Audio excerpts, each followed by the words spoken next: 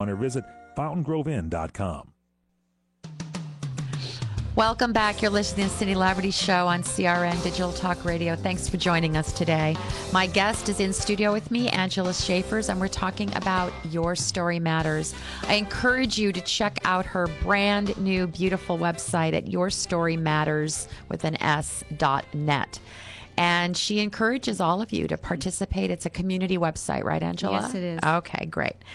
Okay, so our story matters, grief, grace, all of this. How do we find hope in the middle of crummy circumstances? How do we do that? I think it's important to realize that there are always things happening around the world, and sometimes right in your own neighborhood or your own community, that are far worse than what we're dealing with. And as I mentioned to you earlier, you know, when we reach out to someone else, say hello, give them a hug, maybe buy them a coffee at Starbucks, whatever, it really helps us to feel like we can make a little bit of a difference. And it also helps pause our thinking so much about our own stuff. So I think those are some ways that we can find hope that, you know, life goes on in circumstances that sometimes are very challenging. Sometimes things can seem overwhelming, hopeless, like there's just no way out. But again, it's perspective. It's how you choose to deal with that and what you choose to do with your time here on earth. And as I've said, every day is an opportunity to provide hope and encouragement to someone.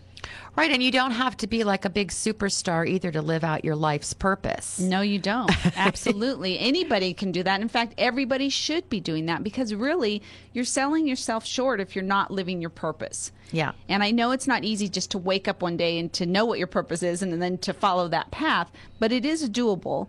And sometimes just starting down that path gives you hope, so that you know at some point things will change and you'll really be fulfilling your life purpose and your plan and reaching your goals, and your dreams will come true. I mean, it's amazing when it starts to happen, because then you're so, you know, enthralled with the beauty of life and how things good can happen in the midst of bad or since bad.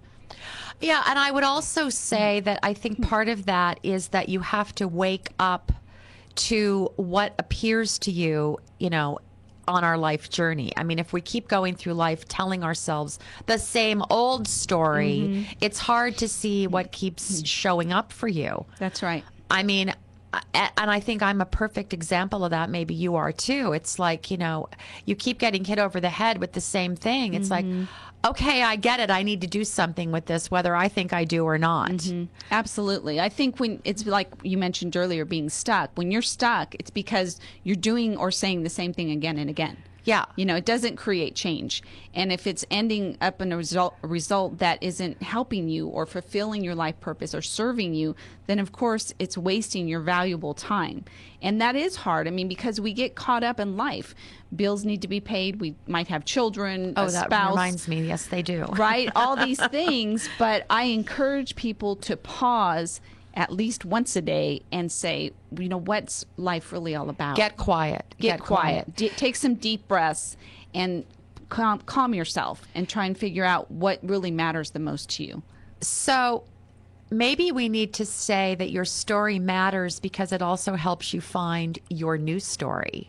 That's very true. That's a good one. I like that. So when you're writing the same old story, eventually you're going to have to emerge into something that is not just the same old redundant thing. But when you meet people, you know, along the way, and or whether you're speaking or you're just sitting and chatting with them, what do you say to someone who keeps saying the same old story? I can tell you, I know people who have told the same story for the last 20 years, and it just keeps repeating itself. What do you say to people? Well, usually I share some of my own story, and I let them know that my story's evolved and changed, as you mentioned, along the way, because I had a choice in that. Right. And so I remind people that you can continue to speak your same old story, or you can speak a new story. So you can speak into your own life. I want to have more money. I want to have a better relationship. I want to be healed. I want to be whole. And all those speaking parts evolve into then acting on that. Because if you want that. So does it start with writing down what your wants are? I think this so. is what I want for my life. That's what I've done. It's much like goal setting. Yeah. You know, I mean, it's one goal is to pay off the mortgage, right? But there's another goal that says, I want to be at peace. Right. I want to set better boundaries with that family member that annoys me, things like that. Write it down and then live it out. Don't just write it down and let it, collect dust. Do something with it. Yeah, you should and- probably refer to your journal once in a while. Yes, or copy it over and have a good friend that can be an accountability partner for you and remind you, hey, remember when you said this? What? Okay, that's a great thing. What happens when we share our story with someone else? How does that help them? Well, I think that other people can really learn from our story when they can see that we've overcome things, that we've gotten through tragedies or difficulties, and that we're still okay. We're still here. We're still functioning. Right. And we also connect with them in a different place where we show our humanness. So, as I've said before, everybody in the world has done bad things. They've made mistakes. They've failed.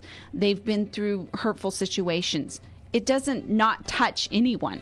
So by sharing that, you're saying to someone else, you know what? I really am just like you. I've just been through different things. But it's Right. okay to acknowledge that everything's not always perfect and right and good.